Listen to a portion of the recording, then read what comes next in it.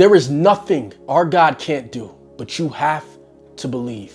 I remember growing up, there were certain kids where when you got into it with them, the first thing they would say is, I'm going to get my older brother. He's going to handle you. Now, back then, I used to think that those kids were the weakest kids ever. They had no backbone. They had no grit. They were completely soft. But as I got older, I realized that they had a better understanding of solving their problems. They were wise enough to know that they themselves couldn't handle this situation. They couldn't handle this problem that they were facing. So they ran to someone who was greater, who they knew that if they called on their name, the situation was going to get handled. They were going to make their problem go away. And we have to keep that same energy, that same spirit towards God. We have to be able to look at our sin and say, I can't overcome this, but I know the one who can. God is able. There is nothing that is holding God back. The only thing that is holding you back is your ability to believe.